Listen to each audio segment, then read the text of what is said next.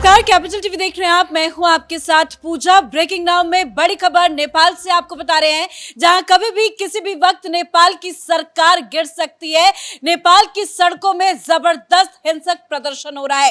दरअसल नेपाल की सरकार की तरफ से सोशल मीडिया पर बैन किया गया, जिसको लेकर कल युवा सड़कों पर उतरे। जबरदस्त विरोध देखा गया, जिसमें 20 से ज्यादा की मौत हो गई और 500 से ज्यादा घायल हुए। हालांकि सरकार बैकफुट पर आई और देर रात सरकार की तरफ से जो बैन किया गया था उसे हटा दिया गया, लेकिन हिंसक प्रदर्शन आज जबरदस्त बढ़ता हुआ देखा गया। तस्वीरें आपको दिखा रहे हैं, आज की ये ताजा तस्वीरें हैं, जहां आप देख सकते हैं कि किस तरह से नेपाल के अलग अलग जगहों पर जबरदस्त विरोध प्रदर्शन हो रहा है। और बवाल इतना ज्यादा बढ़ गया है कि प्रदर्शनकारियों ने राष्ट्रपति के प्राइवेट आवास पर धावा बोल दिया, प्रधानमंत्री के आवास पर आगजनी की गई और कई मंत्रियों के घर में तोड़फोड़ की गई। बड़ी खबर यह सामने आ रही है कि प्रधानमंत्री केपी शर्मा ओली कभी भी किसी भी वक्त अब इस्तीफा दे सकते हैं। दरअसल उनकी बातचीत आर्मी चीफ से हुई है और जो स्थिति नेपाल में बनी हुई है उसको लेकर आर्मी चीफ काफी ज्यादा सख्त है और उन्होंने आदेश दे दिया है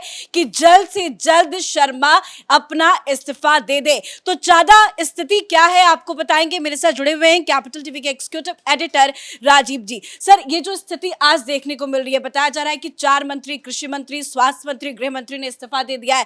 क्या अब अगला नंबर प्रधानमंत्री का है, जल्द इस्तीफा की खबर सामने आ जाएगी? देखिए, देना तो पड़ेगा इस्तीफा, क्योंकि जो स्थितियां बदली है उसमें भूमिका केवल नेपाल की नहीं है, बल्कि अंतर्राष्ट्रीय स्तर पर कॉन्स्पिरेसी चल रही है और उसमें भारत को भी अहम भूमिका निभानी चाहिए। अभी भारत सरकार की तरफ से केवल कहा गया है कि नेपाल में जो भारतीय रह रहे हैं वो सतर्क हो जाएं, सावधान हो जाएं।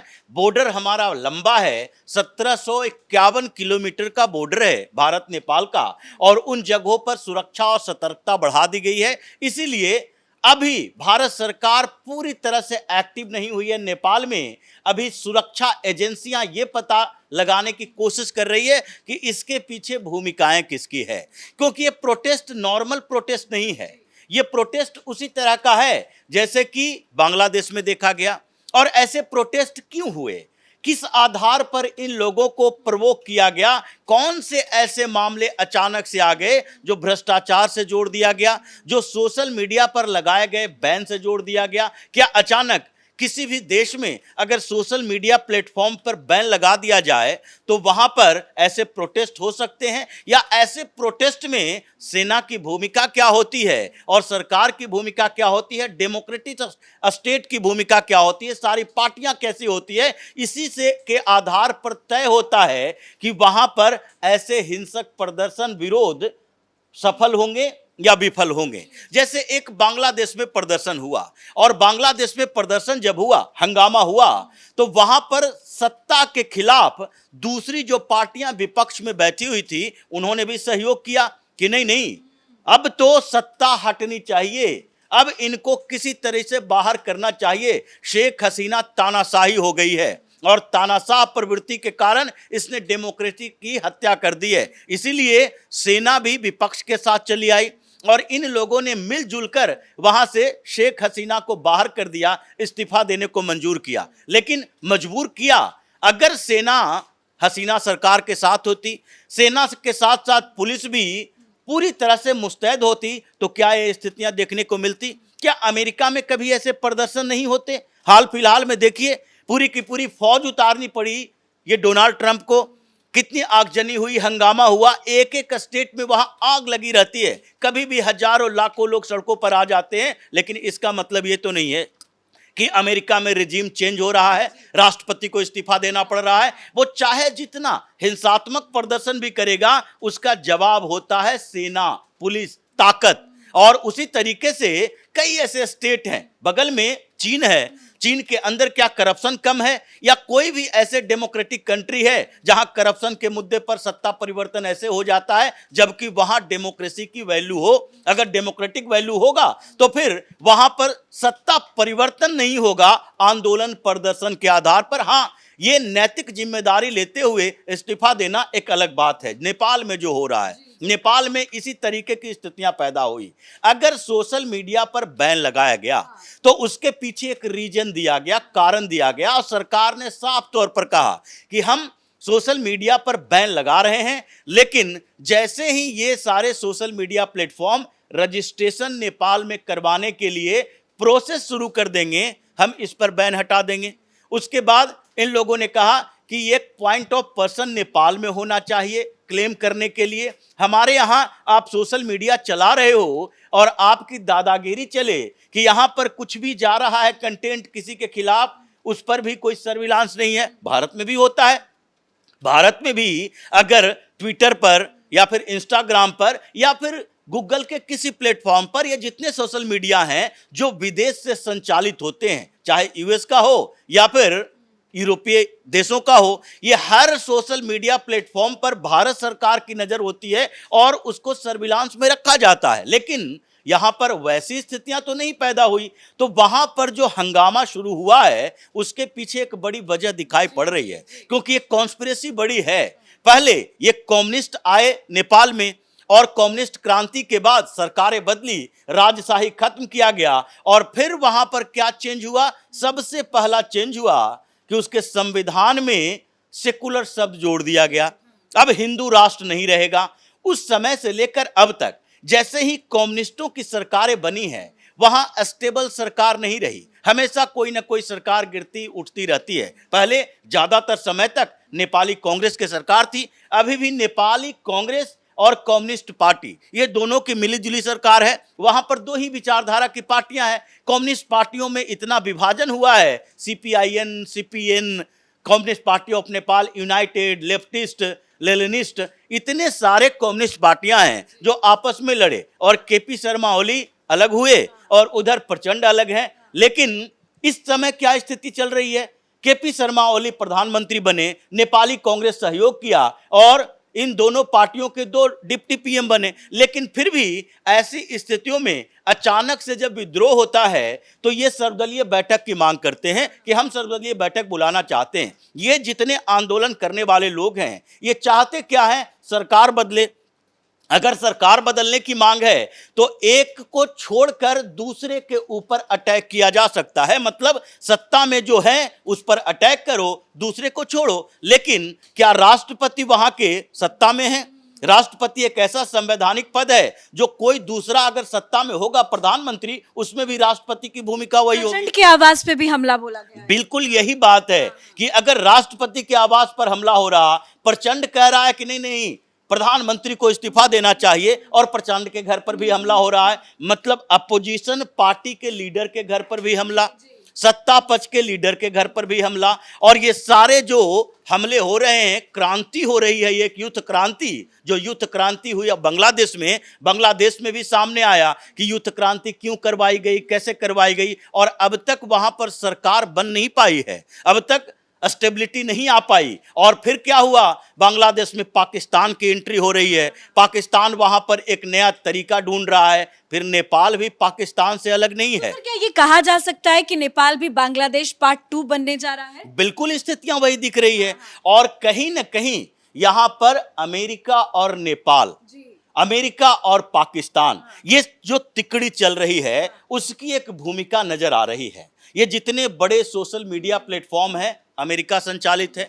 दूसरे तरफ ये जो पाकिस्तान की स्थिति है, उसने पिछले दिनों तकरीबन 1 अरब पाकिस्तानी रुपया खर्च करने की बात की थी आईएसआई के एक्सपेंशन पे, एक्सपेंड करना है उसको। और रूट क्या तय किया? रूट तय किया था कि एक तो बांग्लादेश रहेगा, क्योंकि डायरेक्ट अब भारत के तरफ आतंकी गतिविधियां, आतंकवादी भेजना, एजेंट भेजना, ये खतरे से खाली नहीं है पाकिस्तान के लिए। तो उसने इनडायरेक्ट रूट की बात की थी कि अब बांग्लादेश और दूसरे तरफ नेपाल से अभी 3 आईएसआई का एजेंट पकड़ा गया, और फिर वहां पर भारत में इंटर कर रहा था, 2 भारत में इंटर करने से पहले ही भाग गया। तो नेपाल तो आईएसआई के गतिविधियों का एक गढ़ है भारत के खिलाफ। और दूसरी तरफ अमेरिका आजकल कंफ्यूज है, भारत के साथ अमेरिका के रिश्ते अच्छे नहीं हैं। दूसरी तरफ चीन और भारत की बात करते हैं, जिसमें बफर स्टेट के तौर पर नेपाल की भूमिका रही है। और नेपाल कभी चीन के पास जाता है, कभी भारत के पास जाता है। जब नेपाली कांग्रेस की सरकार रही तो भारत के साथ बहुत बेहतर संबंध रहे थे। जैसे ही कम्युनिस्ट क्रांति हुई, कम्युनिस्ट पार्टियों की सरकार रही, चाहे पुष्प कमल दहल प्रधानमंत्री हो या ओली प्रधानमंत्री हो, ये सारे कम्युनिस्ट पार्टी के नेता हैं। तो ये लोग चीन के प्रति ज्यादा सहानुभूति दिखाते थे, और चीन के प्रति सहानुभूति दिखाते दिखाते इन लोगों को लगा कि चीन हमारा सबसे अच्छा मित्र हो जाएगा। भारत पर दावा भी किया था उत्तराखंड के कुछ क्षेत्रों पर, नहीं ये हमारा हिस्सा है, हमें इसे वापस दे दो। लेकिन उसी बीच क्या हुआ कि चीन ने एक नई चाल चलनी शुरू कर दी और नेपाल की तरफ बढ़ने लगा। वो नेपाल और चीन के बॉर्डर को क्रॉस कर दिया, कंस्ट्रक्शन करने लगा। नेपाल के अंदर चीन के खिलाफ आवाज उठी और फिर चीन बैकफुट पर आया। फिर वो भारत की तरफ नेपाल आया, भारत से अच्छे संबंध हुए। कई जो डेवलपमेंट प्रोजेक्ट है नेपाल में, यहां तक कि रेलवे के प्रोजेक्ट ये भारत संचालित करता है, वहां नमक भी भारत बेचता है, तो अच्छे संबंध हुए। लेकिन उसके बाद क्या हुआ, ये बैलेंस करने के चक्कर में ये हमेशा अमेरिका या पाकिस्तान देखता था कि या तो चीन के साथ नेपाल रहे या भारत के साथ नेपाल रहे। भारत और चीन के बीच जो संबंध खराब हुए हैं और खराब रहे हैं, उसमें नेपाल को हम अपना अड्डा बना सकते हैं। लेकिन इस बीच क्या हुआ, इस बीच तो अचानक से पूरे दुनिया का जो डिप्लोमेसी है वो बदल चुका है, जियोपॉलिटिक्स बदल चुका है। और ये बदलते जियोपॉलिटिक्स में नेपाल की भूमिका क्या रही, नेपाल या तो भारत के पक्ष में या चीन के पक्ष में, दोनों का इन्फ्लुएंस वहां पर है, और भारत और चीन दोनों एक प्लेटफॉर्म पर आ गया। अभी की स्थितियां जो बदली है, ये ट्रंप है जो परेशान इस बात से है कि देखो ये चीन और भारत जो दुश्मन देश हैं, ये दोनों एक प्लेटफॉर्म पर आ रहे हैं, और उसकी परेशानी बड़ी है इस बात को लेकर। तो भारत और चीन दोनों एक प्लेटफॉर्म पर, और उसमें नेपाल में जो ये लोग गतिविधियां चलाते हैं, भारत के खिलाफ भी और चीन के खिलाफ भी, तो इन दोनों के लिए अड्डा जो बना हुआ है नेपाल, ज्यादातर पाकिस्तान के आईएसआई का एक अड्डा है। और अभी से नहीं, जितने हाईजैक कांड भारत में हुए, ब्लास्ट हुए, उन सब में नेपाल से एजेंट जो आईएसआई के थे, ये भारत में संपर्क करते थे। तो वो जगह इन लोगों के लिए एक सेफ नहीं दिख रहा था कि भारत, नेपाल और चीन फिर एक धुरी हो जाएगा, तो ऐसे में हम लोगों की कॉन्स्पिरेसी फेल हो जाएगी। इन लोगों ने भी एक नया तरीका अपनाया। आज नेपाल की सेना, नेपाल का सेना प्रमुख ये कहता है कि अगर ये इस्तीफा देते हैं तभी हम कंट्रोल करेंगे। कैसे? इस्तीफा देने के बाद क्या सेना की ताकत बढ़ जाएगी? इस्तीफा देने के बाद क्या सेना की एक्टिविटी बढ़ जाएगी? अगर इन लोगों को तकलीफ है, जो प्रोटेस्ट कर रहा है इस बात के लिए कि सोशल मीडिया पर बैन हटाया जाए, वो तो एक दिन पहले हट गया। और उसके बाद करप्शन की बात है, तो करप्शन की जांच वहां की एजेंसी करेगी। कोर्ट में आप याचिका दायर करो। भारत जैसे डेमोक्रेटिक देश में भी यही होता है कि कोर्ट में याचिका दायर की जाती है। अगर आपको संविधान पर भरोसा नहीं, संवैधानिक इकाइयों पर भरोसा नहीं, देश के किसी भी नेता पर भरोसा नहीं, तो फिर तो अराजकता का माहौल होगा। और नेपाल में इसी का फायदा उठाया जा रहा है। जब सत्ता और सेना के बीच कोऑर्डिनेशन कमजोर होता है, एडमिनिस्ट्रेशन कमजोर होता है, और सेना में महत्वाकांक्षा जागता है, तो चाहे तो पाकिस्तान की तरह तख्ता पलट होगा या बांग्लादेश की तरह तख्ता पलट होगा। पाकिस्तान में तख्ता पलट का तरीका, सेना अपने कंट्रोल में लेती है और फिर प्रधानमंत्री हो या राष्ट्रपति हो, सबको फांसी पर लटका देती है। और बांग्लादेश में तख्ता पलट हुआ तो लोगों को सड़क पर लाया गया, सेना ने फायरिंग की और उसका फायदा उठाया गया कि 10, 20, 25 लोग मर गए। तो उसके कारण कैबिनेट पर हमला करो, सरकार पर हमला करो। ये पूरा मोडस ऑपरेंडी वही दिख रहा है नेपाल के अंदर। मतलब ये कहीं ना कहीं पाकिस्तान और अमेरिका, इन दोनों की धुरी जो है वो नेपाल को एक्टिव कर रही है। वहां के लोगों को, भीड़ को वहां हथियार देकर दंगा पैदा करने की कोशिश है। पता नहीं कितने करोड़ अरब डॉलर ये डीप स्टेट का वहां लगा हुआ है। एक चीज और समझाइएगा, जो अभी स्थिति बनी हुई है उसमें भारत सरकार का क्या एक्शन हो सकता है? क्योंकि एक विदेश मंत्रालय की तरफ से नोटिफिकेशन आया, उसमें साफ साफ लिखा है कि नेपाल में जो हो रहा है उस पर हमारी नजर बनी हुई है, वहां के भारतीय लोगों को लेकर भी संदेश दिया गया। लेकिन जो तनावपूर्ण स्थिति है, अराजकता जिस तरह से फैली है, ऐसे में भारत का स्टैंड क्या होगा? देखिए, भारत का स्टैंड क्लियर है। नेपाल एक सोवरेन कंट्री है।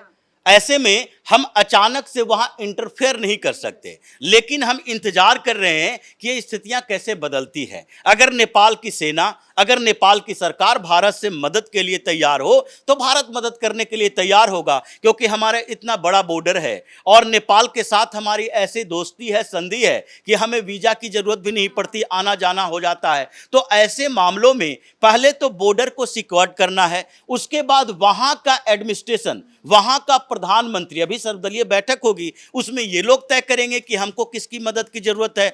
और अगर मदद की जरूरत होगी, जैसा कि संभावना है कि भारत सरकार इस मुद्दे को बांग्लादेश की तरह नहीं छोड़ सकती, क्योंकि बांग्लादेश में ये जिहादियों का अड्डा है और नेपाल एक हिंदू राष्ट्र रहा है और हिंदुओं की जनसंख्या वहां ज्यादा है। तो ऐसे में हम नेपाल में उन लोगों को सरकार चलाने की जिम्मेदारी नहीं दे सकते जो भारत से दुश्मनी लें और अमेरिका पाकिस्तान के इशारे पर काम करें। इसलिए भारत सरकार अभी वेट एंड वॉच की नीति अपना रही है। कुछ समय के अंदर ही ये पता चल जाएगा कि केपी शर्मा ओली रिजाइन देंगे। अगर कैबिनेट रिजाइन देगा, सेना के हवाले होगा, आगे चुनाव की बात होगी, इनको कंट्रोल किया जाएगा, तो क्या ये कैबिनेट के लोग या फिर वहां का प्रधानमंत्री नेपाल में ही रहेगा या फिर भारत में शरण लेने के लिए आएगा जो उग्र स्थिति होगी? क्योंकि ये पुष्प कमल दहल प्रचंड है। प्रचंड आधा दिन भारत रहा है, ये भारत में तो ये दिल्ली में इसका घर है और इन लोगों के लिए भारत और नेपाल में ऐसी स्थितियां नहीं रहती कि जैसे लगता है एक शहर से दूसरे शहर जाते हैं। तो अभी भारत ये देख रही है, सरकार ये समझ रही है कि क्या क्या स्थितियां बदल सकती है, उसके बाद भारत को इस पर एक्शन तो लेना पड़ेगा। इंतजार किया जा रहा है वहां के लीडरशिप के किसी इशारे का। बहुत बहुत धन्यवाद सर इतनी जानकारी के लिए। तो भारत सरकार नजर बनाए हुए हैं। भारत सरकार के तरफ से, विदेश मंत्रालय की तरफ से एक नोटिफिकेशन भी सामने आया जिसमें साफ साफ ये कहा गया कि हालत तो तनावपूर्ण है। चिंता भी जताया गया भारत की तरफ से, लेकिन ये भी कहा गया कि एक एक कार्यविधि पर भारत की नजर बनी हुई है। तो भारत का कदम क्या होगा ये तो आने वाला वक्त बताएगा। लेकिन जो ये प्रदर्शन की तस्वीरें नेपाल से सामने आ रही है, वो ये कहना इसमें गलत होगा कि किसी भ्रष्टाचार के विरोध में ये प्रदर्शन हो रहा है या कि सोशल मीडिया पर जो बैन लगाया गया उसके विरोध में ये विरोध प्रदर्शन हो रहा है। ये हिंसक प्रदर्शन एक बहुत बड़ी साजिश का हिस्सा है जिसमें पाकिस्तान और अमेरिका का भी हाथ हो सकता है, जिसको लेकर बड़ी खबर सामने आ रही है। इस बड़ी खबर में मेरे साथ फिलहाल इतना ही। कैमरा पर्सन अशोक के साथ मैं पूजा, कैपिटल टीवी।